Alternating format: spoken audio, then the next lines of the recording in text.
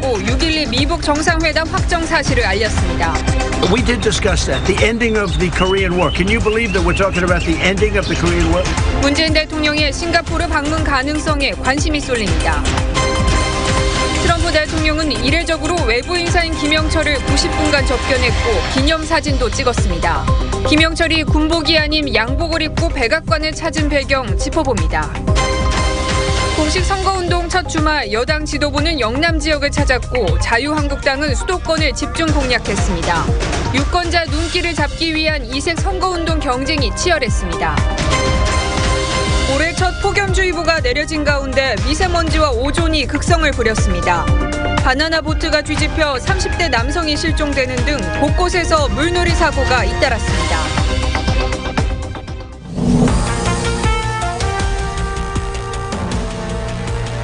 시청자 여러분 안녕하십니까? TV조선 주말 뉴스 7 시작합니다. 트럼프 미국 대통령이 6월 12일 미북 정상회담을 공식 확인했습니다. 북한 김영철과의 회담을 끝내고 빅딜의 시작을 알렸습니다. 남북미의 종전 공식화 논의에도 나서는데 싱가포르에서 종전선언을 할 수도 있습니다. 하지만 대북 경제 지원에 관련해서는 미국은 한 발 빼는 모양새입니다. 한중 일의 몫이라면서 특히 한국이 나설 것임을 강조를 했습니다. 오늘 뉴스7은 이번 회동을 통해서 과연 어떤 접점을 찾은 건지, 김정은의 친서엔 어떤 내용이 담긴 건지 트럼프 김영철 회동을 집중 분석합니다. 자, 그럼 먼저 트럼프 대통령이 밝힌 6월 12일 정상회담 공식화 소식 윤우리 기자의 리포트로 시작합니다. 트럼프 대통령이 김정은 위원장과 6월 12일 싱가포르에서 정상회담을 진행하겠다고 밝혔습니다. 북한 김영철 부위원장을 면담하고 김정은 위원장의 친서를 받은 직후 공식 발표한 겁니다. We're meeting with the chairman on June 12th, and I think it's probably going to be a very successful, ultimately a successful process. We'll see. 트럼프 대통령은 또 회담에서 빅딜이 있을 것이라고 말했지만 한 번으로 끝나지는 않을 것이라고 강조했습니다. 6월 12일 회담에서 북한 비핵화의 종지부를 찍은 합의가 나오지 않더라도 회담을 계속 열어 비핵화를 이뤄내겠다는 의지를 표현한 것으로 해석됩니다. I think it'll be a process. It's not. I never said it goes in one meeting. I think it's going to be a process. 트럼프 대통령은 또 회담이 열리는 동안에는 대북 추가 제재는 없다고 강조했습니다.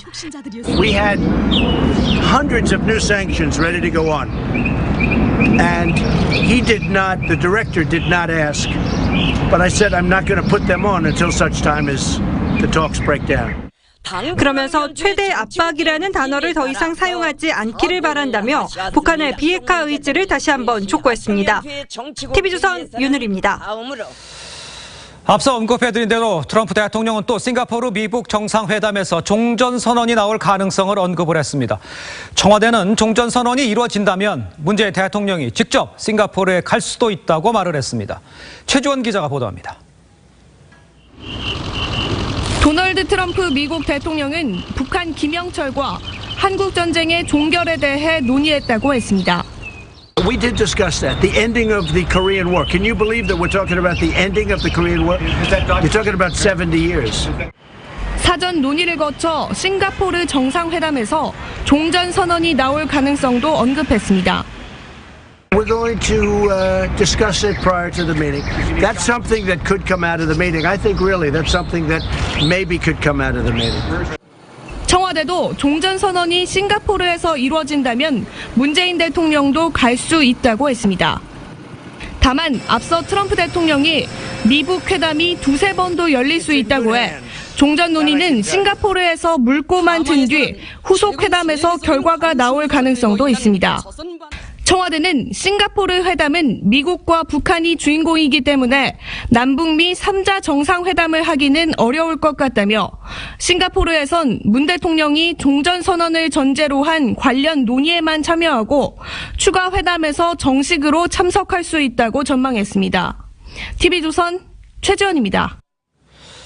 자, 이렇게 회담과 종전선언 가능성까지 언급했지만 이 북한 비핵화에 따른 대북 지원에 대해서 트럼프 대통령은 이웃인 한국과 중국, 일본의 몫이라고 말을 했습니다. 미국은 돈이 많이 써야 할 것 같지 않다, 이렇게 말을 했습니다. 자, 그렇다면 곧 우리에게 거액의 청구서가 날아올 수도 있을 것으로 보입니다. 정수영 기자입니다. 트럼프 대통령은 대북 경제 원조에 미국이 참여하지 않겠다는 뜻을 나타냈습니다. I don't think the United States is going to have to spend. I think South Korea will do it.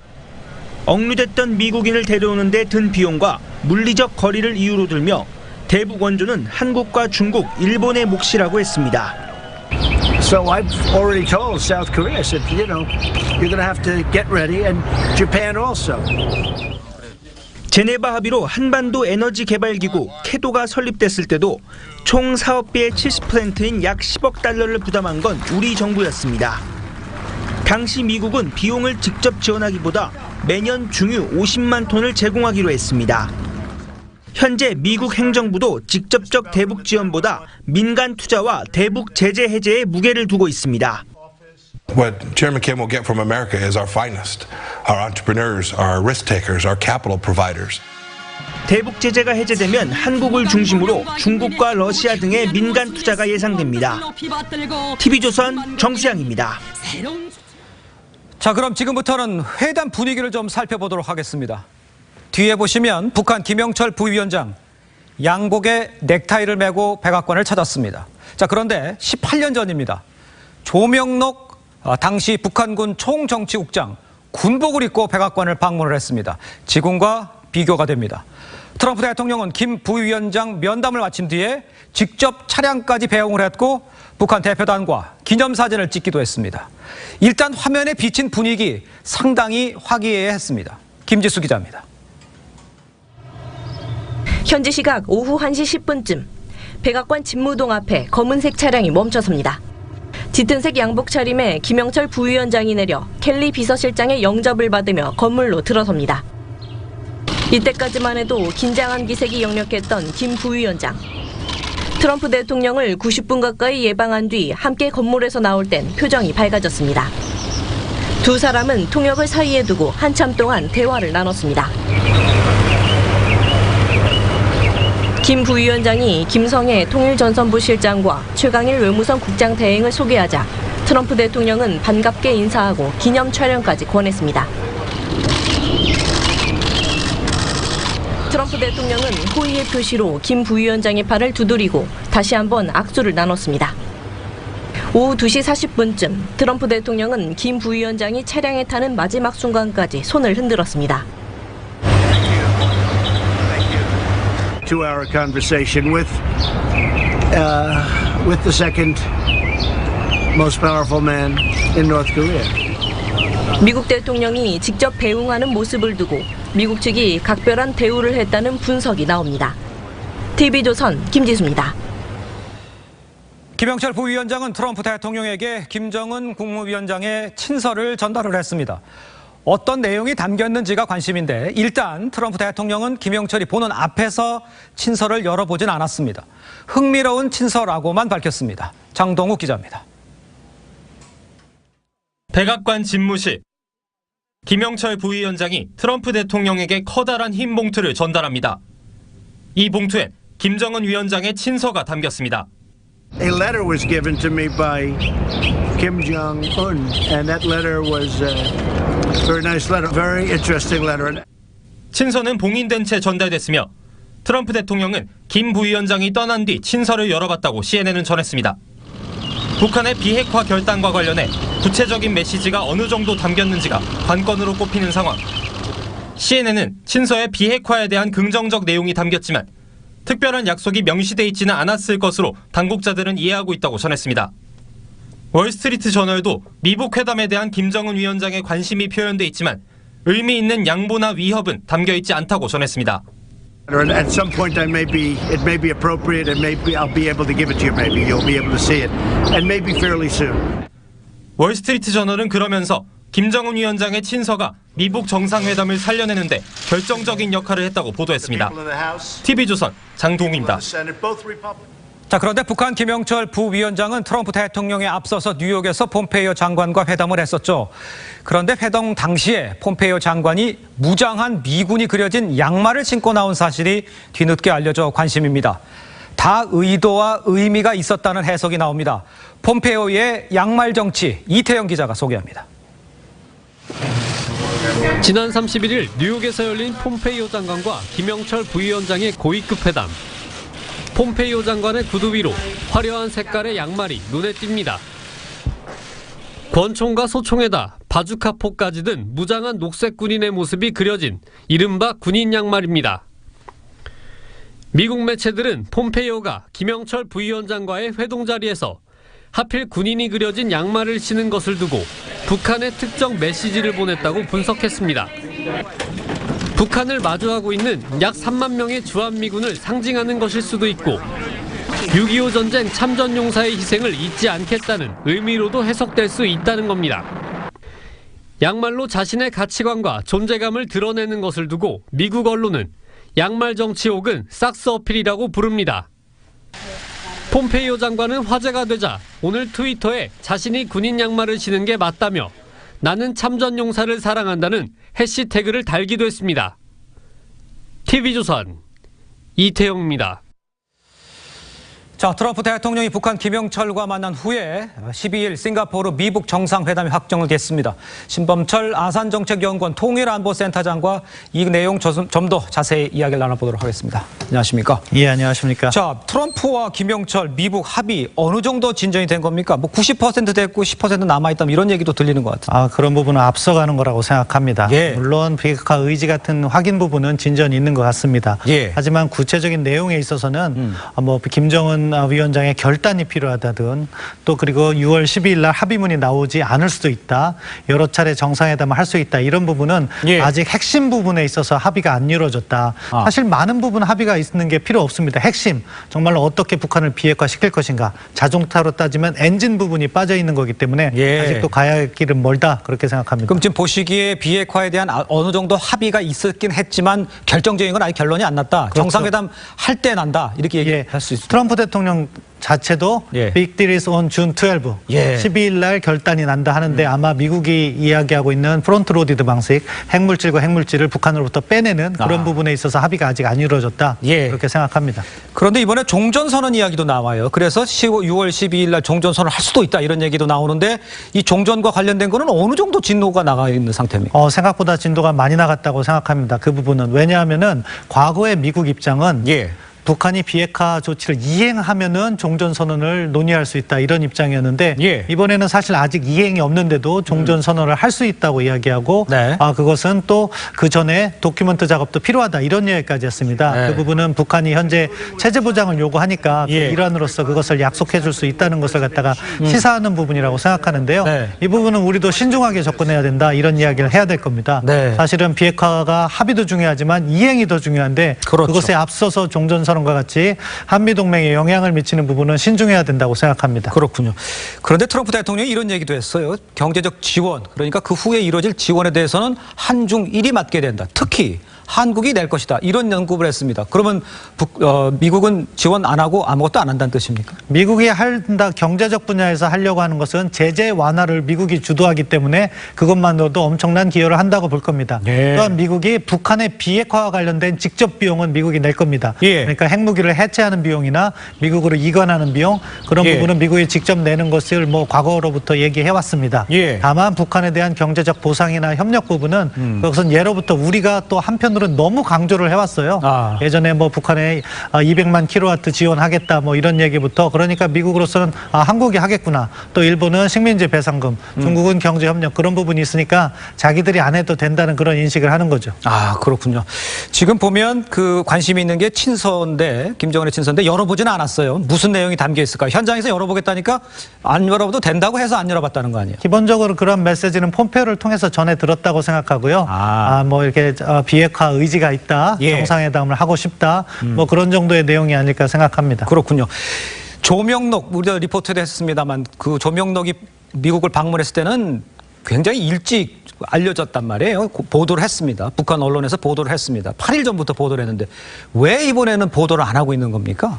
먼저 첫 번째 흐름 자체가 북한으로는 좀 체면을 구기고 들어간 거죠. 예. 24일 날 트럼프 대통령이 정상회담 취소할 수 있다고 하니까 그다음에 바로 엎드린 모습을 보였기 때문에 그러한 과정에서 예. 그 부분을 갖다가 감추려 하는 부분이 있을 거고요. 또한 정상회담이 있기 때문에 김정은 위원장을 띄우기 위해서 김영철의 역할은 줄이는 그런 측면도 있을 겁니다. 그렇군요. 지금 상황을 정상회담 상황을 보면 지금 보니까 볼턴과 펜스는 참석을 안 했어요. 현장에 없었습니다. 특별히 배려를 한 거라고 볼 수 있습니까? 아니면 우연입니까? 배려를 한 거라고 봅니다. 미국도 정상회담을 필요로 합니다. 예. 트럼프 대통령 머릿속엔 포노밖에 없다고 합니다. 노스코리아, 누클리어, 노벤버, 노벨 프라이즈. 예. 그런 측면에서는 미국도 이 협상을 하려고 하는데 예. 이게 우리에게는 위험할 수도 있습니다. 왜냐하면 협상에 너무 얽매이다가 보면은 진짜 완전한 비핵화에 이르지 못할 부분이 있기 때문에 예. 신중해야 된다. 그렇게 말씀드립니다. 알겠습니다. 지금까지 신범철 아산정책연구원 통일안보센터장과 이야기 나눴습니다. 감사합니다. 자, 지금부터는 우리 정치권 소식 전해드리도록 하겠습니다. 6.13 지방선거 공식 선거운동 시작 후에 첫 주말인 오늘 여야는 경제를 화두로 유세전을 벌였습니다. 여당은 정권의 힘을 몰아줘야 경제를 살릴 수 있다. 야당은 경제 실패를 심판해야 한다고 각각 호소를 했습니다. 장영욱 기자입니다. 더불어민주당 지도부는 국내 제조업의 중심인 낙동강 벨트로 내려갔습니다. 추미애 대표는 송철호 울산시장 후보가 고 노무현 대통령은 물론 문재인 대통령과도 가까운 사이라며 힘있는 여당 후보에 표를 모아달라고 호소했습니다.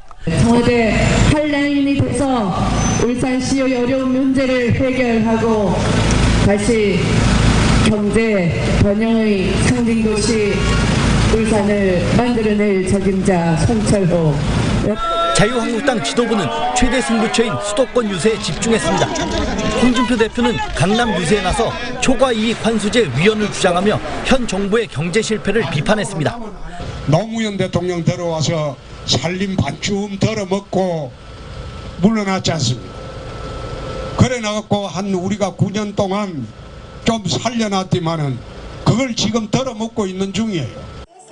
바른미래당은 유승민 공동대표가 대구 경북을, 박주선 공동대표가 전남을 찾아 정부 견제를 주장했습니다. 문재인 정부가 1년 동안 경제 민생을 완전히 망가뜨리고 있는 데 대해서 저희들이 지방 이 행정을 맡으면 경제 민생을 살리는데 민주평화당은 정부 야당이 호남 경제 침체를 방치했다고 비판했고 정의당은 광주에서 오만에 빠진 민주당을 견제해달라고 주장했습니다. TV조선 장용욱입니다. 이번 6.13 지방선거에서는 유권자의 눈길을 사로잡기 위한 이 후보자들의 이색 유세전이 눈길을 끌고 있습니다. 황소 모양의 유세 차량을 만들거나 슈퍼맨, 아이언맨의 옷을 입고 나오기도 합니다. 판소리까지 등장을 하는데 후보들의 표심 잡기 열전 함께 보시겠습니다. 이승훈 기자입니다. 황소 얼굴에 주먹을 불끈쥔 유세 차량이 도심을 누빕니다. 시의원, 구의원 후보 등 7명은 황소처럼 일하겠다는 의미를 담아 황소 차량 유세에 나섰습니다. 황소처럼 일하고 뚝심으로 일하겠다는 그런 의지도 담겨있고요. 강원 춘천 도심에는 유세차 대신 선거 홍보 문구로 꾸며진 자전거가 등장했습니다. 특이해서 눈길도 많이 가고요. 그리고 좀 서민적인 느낌이 나기 때문에 좀 친근함이 좀 많이 느껴요. 슈퍼맨과 아이언맨 복장을 입고 지역 지킴이 이미지를 강조하는 후보도 있습니다. 한 여성 후보는 유권자를 만나는 하루가 매일 특별하다며 한복을 입습니다. 자신의 이름을 중국 음식점에 빗댄 홍보도 등장했습니다. 가세 어서 가세. 인천의 한 후보는 판소리로 한 표를 호소합니다. 삶의 질을 높일 수 있는데 그래서 제가 의복을 입고 판소리로 부르면서 도전하게 됐습니다. 선거 때마다 등장하는 이색 유세. 한 표라도 더 얻기 위한 후보들의 노력도 새로워지고 있습니다. TV조선 이승훈입니다. 최저임금법 개정을 반대하는 민주노총이 민주당의 유세 현장을 기습 방문했습니다. 홍영표 원내대표가 만류에 나섰다가 더 큰 혼란을 일으켰습니다. 정운섭 기자입니다. 민주당 지도부가 있는 건물 안을 진입하려는 민주노총 조합원들과 저지하는 민주당 당직자들 사이 몸싸움이 일어납니다.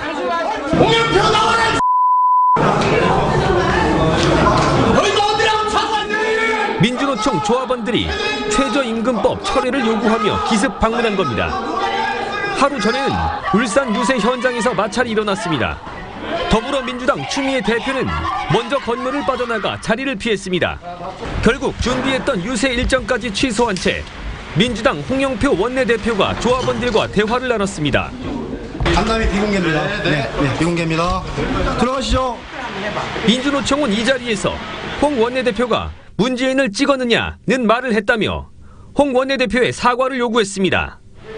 홍 원내대표는 문재인 대통령과 정책 협약을 맺지 않았던 민주노총의 과거를 설명하며 나온 말이라면서 꼬투리를 잡고 있다고 반박했습니다. 야권은 홍 원내대표의 사과를 요구했습니다. 국민에 대한 모독입니다. 대선 당시 문재인 후보를 지지하지 않았으면 비판조차 할 수 없다는 말입니까? 정의당도 민주주의 기본 원리를 망각한 발언이라고 비판했습니다. TV조선 정우섭입니다. 네, 주말인 오늘 한여름 땡볕더위에 많이들 지치셨죠. 영남 등 일부 지역에는요, 올해 첫 폭염주의보까지 내려졌습니다. 네, 때이른 더위를 식히기 위해 물놀이공원은 피서객들로 북적였습니다. 송우빈 기자입니다. 한낮 뜨겁게 내리쬐는 햇빛에 아스팔트가 녹아내릴 듯 열기가 올라옵니다.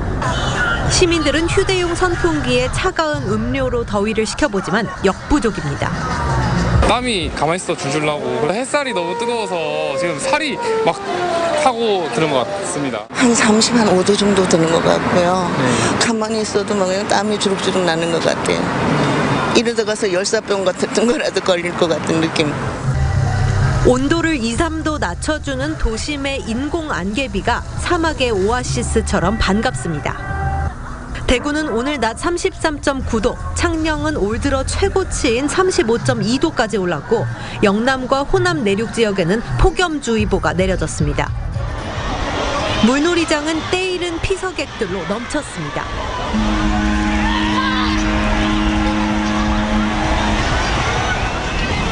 넘실대는 파도에 몸을 맡기고 물장구를 치며 더위를 즐깁니다. 굉장히 더워서 물놀이는 생각을 하고 있었는데 생각보다 미세먼지도 없는 것 같고 공기도 좋고.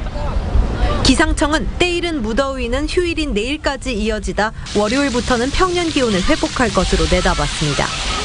TV조선 송무빈입니다. 무더위 속에 오존 농도가 높아져서 전국 곳곳에 오존주의보가 내려졌습니다. 네, 오존은 눈에 보이지 않아 체감이 어렵지만 미세먼지 못지않게 건강을 위협한다고 하는데요. 갈수록 농도가 높아지고 있습니다. 최수영 기자입니다. 전국 대부분의 수온주가 30도 안팎까지 오른 주말 오후. 오존 농도도 더불어 나쁨 수준까지 치솟았습니다. 경북 포항, 창원과 전남, 여수, 순천 등 19개 지역엔 오존주의보도 발령됐습니다. 오존주의보는 지난 4월 첫 발령 이후 올 들어 벌써 105차례나 내려졌습니다. 갈수록 첫 발령 시기는 빨라지고 횟수는 늘어나고 있습니다. 강하게 내리쬐는 햇빛이 자동차 배출가스 내 질소산화물 등과 반응하면 오존이 만들어집니다. 건강엔 미세먼지 못지않게 해롭습니다. 기관지와 폐까지 이어지는 모든 세포들을 망가뜨리게 됩니다. 천식이라든지 폐질환을 갖고 계신 분들은 더욱더 주의가 필요하겠습니다. 특히 영유아의 경우 오존 농도가 0.01 ppm 오를 때마다 천식 위험이 약 80% 증가한다는 연구 결과도 있습니다. 요즘 햇빛을 받으면서 봉사를 좀 오래 하고 있는데 약간 좀 목도 안 좋아지고 있고 눈도 좀 아프고 피부도 따가워지고. 오존은 눈에 보이지 않고 마스크로도 막을 수 없어 농도가 높을 땐 야외 활동을 자제하고 차량 운행을 줄여야 합니다. TV조선 최수영입니다. 30도가 넘는 더위에 물놀이 사고가 잇따라 발생했습니다. 바닷가에선 스킨스쿠버를 하던 40대 남성이 실종됐고 강변에서 바나나 보트를 타던 30대 남성이 급류에 휩쓸려 사라졌습니다. 주말 사건 사고 강석 기자입니다. 해경대원이 망원경으로 바다 위를 살핍니다. 잠수 요원들은 바다로 뛰어듭니다. 오늘 낮 12시 30분쯤 강원 양양군 동사랑 인근 해상에서 스킨스쿠버를 하던 48살 최모 씨가 실종됐습니다. 해경은 경비함정과 민간 잠수사를 투입해 최 씨를 찾고 있습니다. 보통은 주변에서 짝지어서 하잖아요. 사람이 나왔다가 다시 들어갔답니다. 왜 들어갔는지 모르겠는데 그 이후에 없었대요. 오늘 낮 12시 44분쯤 충북 충주시 비내섬다리 인근 강변에서는 바나나 보트를 타던 38살 A씨가 급류에 휩쓸렸습니다. 이 사고로 A씨는 실종됐고 같이 타고 있던 동생은 보트에 매달린 채 구조됐습니다. 물놀이를 하려고 들어가다가 전복이 됐어요. 한 분이 못 나오신 거죠. 물살이 원래 센 곳이에요. 어제 저녁 6시 40분쯤 충남 서산 간월도 선착장에서는 71살 이모 씨 차량이 바다에 빠졌습니다. 어때? 있어? 어떻게 해? 사람 있단다. 119 구조대가 승용차 안에서 의식을 잃은 이 씨를 구조해 30여 분간 심폐소생술을 했지만 결국 숨졌습니다. 해경은 사고 경위를 조사하고 있습니다. TV조선 강석입니다. 서울 강남대로 한복판에서 여성단체 회원들이 상의를 벗고 시위를 벌였습니다. 공공장소에서 여성들이 자유롭게 상의를 벗는 것을 허용하라고 주장하는 건데요. 어떤 사연인지 김주영 기자가 취재했습니다. 여성단체 회원 10명이 대로 한복판에서 상의를 벗자 대기하고 있던 경찰들이 순식간에 이불로 가립니다. 남자는 운동장에서 가리지 않잖아요. 왜 여기서 가리시냐고요. 여성단체 회원들은 페이스북이 여성들의 발라 사진만 삭제하는 것은 남녀차별이라며 이곳 페이스북 사옥 앞에서 상의를 벗었습니다. 지난달 자신들이 올린 발라의 사진을 페이스북 측이 삭제한 것에 항의하기 위해 상의를 벗는 퍼포먼스를 벌인 겁니다. 이들은 페이스북이 여성이 자발적으로 올린 사진은 음란물이라며 삭제하고 몰래카메라나 불법 성인물은 그대로 놔두고 있다며 반발했습니다. 대범은 음란물이 아니다! 페이스북 측은 사진이 삭제된 이유를 확인하고 있다고 밝혔습니다. 시민들은 단체의 주장에는 공감하더라도 공공장소에서 여성이 윗옷을 벗는 것에 대해서는 대부분 반대했습니다. 제가 생각했을 때는 여자의 그 가슴 부분은 남자의 그 중요 부위하고 마찬가지라고 그렇게 느껴지거든요. 경찰은 여성단체 회원들을 공연 음란죄로 입건하려 했지만 강한 반발에 부딪히면서 훈방 조치했습니다. TV조선 김주영입니다. 학교 앞 자주 가던 분식집과 빵가게, 세월이 흘러도 잊혀지지 않는 것들이죠. 그런데 이처럼 오랜 시간 학생들의 사랑을 받은 각 대학의 명소들이 하나둘씩 사라지고 있습니다. 대형 프랜차이즈에 밀리거나 업주의 건강이 악화되는 등 이런저런 이유 때문인데요. 최민식 기자가 취재했습니다. 30년 넘게 고려대 앞에서 중식당을 운영해온 김태영옹. 최근 건강이 악화돼 결국 폐업하기로 했습니다. 87년부터 이곳에서 영업을 하며 대학가 명물로 자리 잡은 식당인데 32년 만에 문을 닫게 됐습니다. 식당의 마지막 모습을 눈에 담는 노주인의 마음속에는 만감이 교차합니다. 30년 동안 참 온갖 애정을 내가 다 쏟고 자식을 잃은 상당히 그 서운한 감입니다. 재학생과 졸업생들도 아쉬운 마음을 쪽지에 담아 붙였습니다. 학교 다닐 때 중앙광장에서 자주 시켜 먹고 정말 배달이 빠르고 맛도 좋은 집으로 유명했습니다. 서울대에서는 48년간 자리를 지켰던 밥집이, 경희대에서는 26년 된 전통 찻집이 경영난의 간판을 내렸습니다. 대형 프랜차이즈에 밀린 겁니다. 아쉬운 마음에 학생들이 나서 안식처를 지키기도 합니다. 고려대에서는 학생들이 모금으로 문을 닫은 햄버거집의 재기를 도왔고, 오래오래 계속 유지되어서 제가 나중에 졸업하고 나서도 나중에 후배들께 자랑스럽게 알릴 수 있는. 서울대에서는 재학생 600여 명이 서명운동으로 전통 찻집을 지키기도 했습니다. TV조선 최민식입니다. 반려동물 천만 시대라지만 반려동물과 함께 갈 수 있는 곳은 많지 않죠. 그런데 최근 반려동물 입장을 허용하는 곳이 늘고 있습니다. 출근할 때 데리고 가는 곳도 있다는데요. 신은서 기자가 취재했습니다. 사무실 책상 옆에서 강아지가 논입니다. 오가는 직원들과 장난치고 외출을 같이 가기도 합니다. 이 업체는 반려동물을 데리고 출근할 수 있습니다. 이 건물에만 이런 업체가 20곳이 넘습니다. 여러 회사가 같이 쓰는 공용 휴게실도 반려동물을 데리고 들어올 수 있습니다.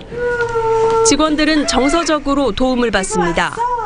지나갈 때 강아지가 되게 막 뛰어오고 그러면은 굉장히 스트레스도 날아가는 것 같고 문을 두드릴 때가 있어요. 그럼 회의도 딱딱했던 회의가 즐겁게 바뀌는 것 같기도. 목줄만 하면 반려동물을 허용하는 쇼핑몰도 생겼습니다. 카페에도 데리고 들어갈 수 있습니다. 근데 주말에도 잠깐 밖에 산책하는 정도가 다인데 여기는 내 할 일도 할 수 있고 오랜 시간 같이 보낼 수 있다는 장. 다만 전용 엘리베이터를 타야 합니다. 10kg이 넘는 대형견도 막지는 않습니다. 큰 견종의 경우 저희 전담 인력이 그 강아지가 다니는 동선을 함께 동행을 하고 있습니다. 같이 투숙할 수 있는 호텔도, 같이 놀 수 있는 문화 공간도 늘고 있습니다.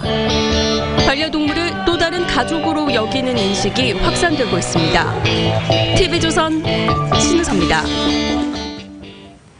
내 차를 가진다는 게 참 돈 드는 일입니다만 요즘은 너무 많이 든다 이런 생각이 드실 것 같습니다. 자고 나면 기름값은 올라 있고 수리비, 세차비에 주차비까지 들썩입니다. 송병철 기자입니다. 서울의 자동차 정비소, 수리비가 비싸졌습니다.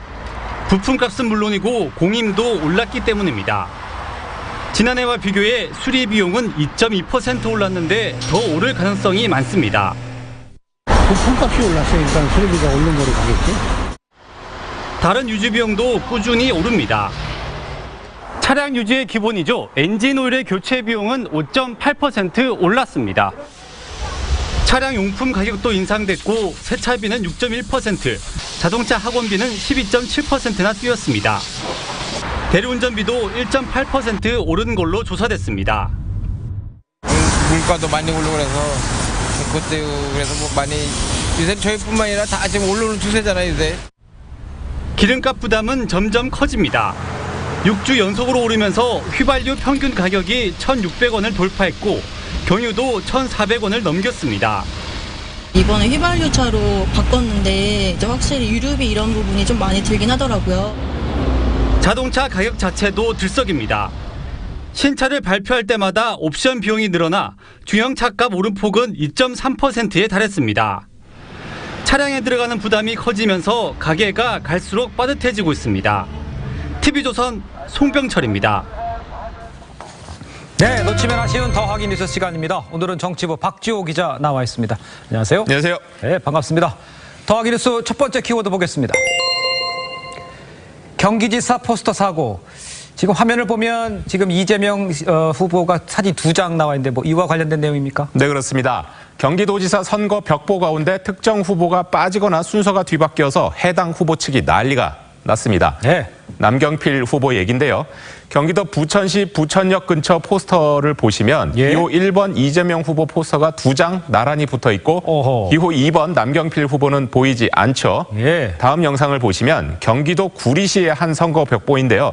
기호 3번 김영환 후보와 기호 2번 남경필 후보의 포스터 위치가 바뀌어 있습니다. 네. 선관위가 긴급하게 포스터 위치와 누락을 수정을 하긴 했는데 남경필 후보 측은 고의성이 있는 거 아니냐 이렇게 주장을 했습니다.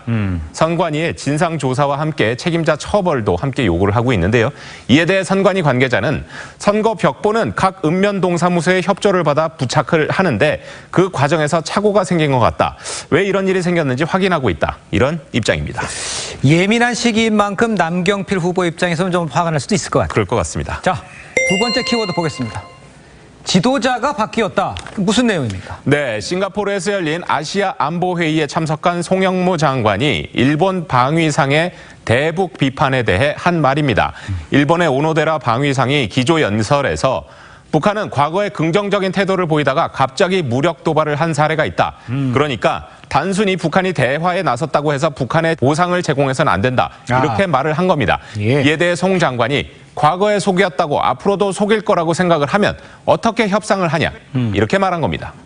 오노데라 장관이 브리핑할 때 약속에 대한 여러 가지 말씀을 하셨지만 그거는 과거 일입니다. 또 지도자가 바뀌었습니다. 북한과 계속 속았다고 해서 미래도 속아질 것이다 하는 생각을 하게 되면은 어떻게 협상을 하고 어떻게 평화를 창출할 수 있겠습니까? 네, 송 장관은 또 통 큰 결단을 하고 나오는 북한을 이해해 주시기 바란다. 이렇게 말했습니다. 한반도 문제와 관련해서 일본이 좀 일본 패싱이다 이런 얘기 나오는데 결국은 우리가 일본을 끌고 가야 할 것 같습니다. 자, 마지막 키워드 볼까요? 섬 없앤 경험 많다. 이게 무슨 내용입니까? 네, 미군의 최고위급 인사가 중국이 남중국해에 설치한 인공섬들을 겨냥을 해서 없애버릴 수 있다. 이런 취지로 말을 한 겁니다. 네. 중국이 이 지역에 대한 군사기지화를 계속 추진하면 무력으로도 초토화시킬 수 있다. 이런 경고로 해석될 수 있습니다. 발언의 주인공은 케네스 맥켄지 미 합동참모본부 본부장인데요.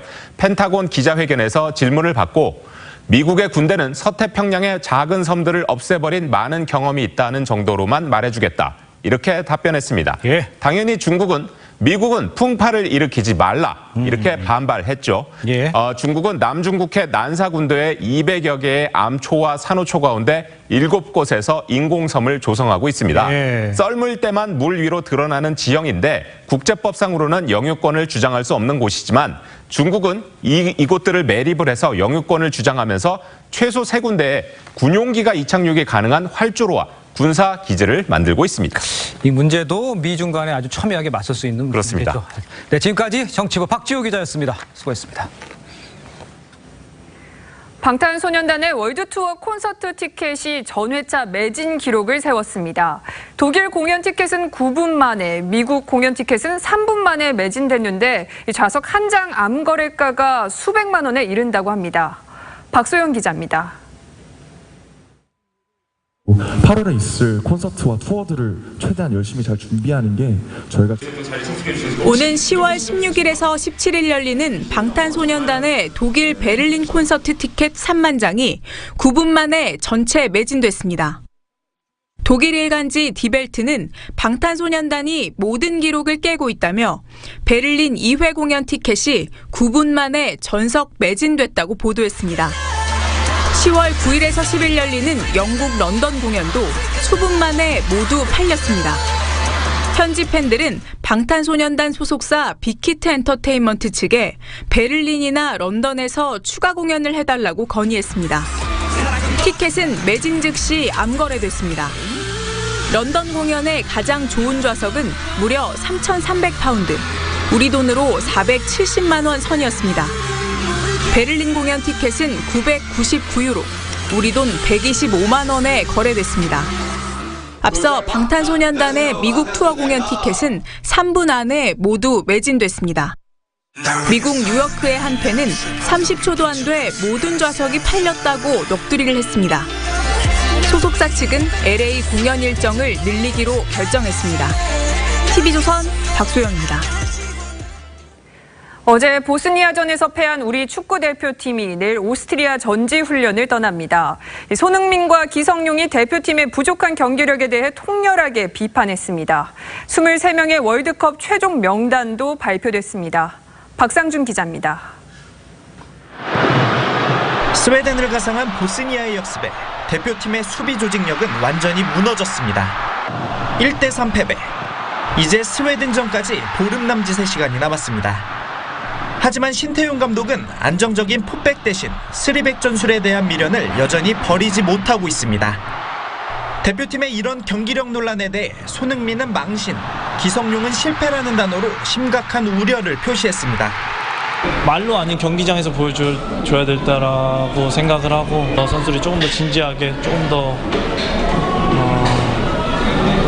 격하게 준비를 했으면 좋겠다라고 생각을 합니다. 오늘 실수들을 되풀이하지 않고 뭐가 부족했는지 또 다시 한번 선수들이 분석해서 그때는 오늘 같은 경기가 나오지 않도록.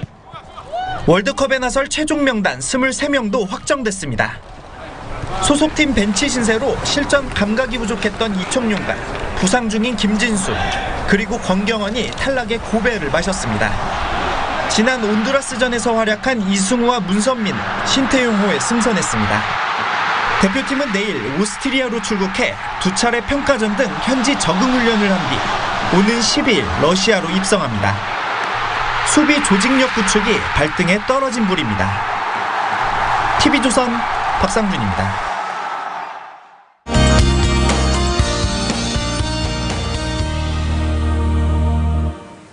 네, 오늘 마치 한여름이 된 듯 많이 더우셨죠? 남부 지역은 올해 첫 폭염특보가 발효되기도 했는데요. 내일도 불볕더위가 이어집니다. 오늘 폭염특보가 내려진 영남과 전남 내륙은 내일도 낮 기온이 33도를 웃돌겠고요. 이외의 지역도 낮 기온이 30도 안팎까지 올라 오늘만큼이나 덥겠습니다. 또 낮 동안 강한 햇볕으로 자외선 지수와 오존 농도도 모두 높게 나타나겠습니다. 낮 동안 불필요한 야외 활동은 가급적 자제하시는 게 좋겠고요. 또 갈증을 느끼지 않더라도 수분 섭취 자주 하셔야겠습니다. 내일도 오늘처럼 화창한 하늘 이어지겠습니다. 내일 아침은 서울이 18도, 강릉 20도, 울산 17도로 오늘과 비슷하게 출발하겠고요. 낮 최고 기온은 서울, 강릉 30도, 대구 33도로 오늘만큼이나 덥겠습니다. 다음 주 화요일쯤에는 남해안과 제주에 비가 조금 내리겠습니다. 날씨였습니다. 네, 6월은 한반도의 미래가 결정되는 아주 중요한 달입니다. 미북 간에는 세기의 빅딜이 있고 남북 간에는 군사, 체육, 적십자 회담이 줄지어 이어집니다. 부디 한반도가 평화와 번영의 길로 들어서는 결과들이 나오길 기원합니다. 이상으로 TV조선 뉴스7 마칩니다. 네, 저희는 내일 다시 찾아뵙겠습니다. 시청해주신 여러분 고맙습니다.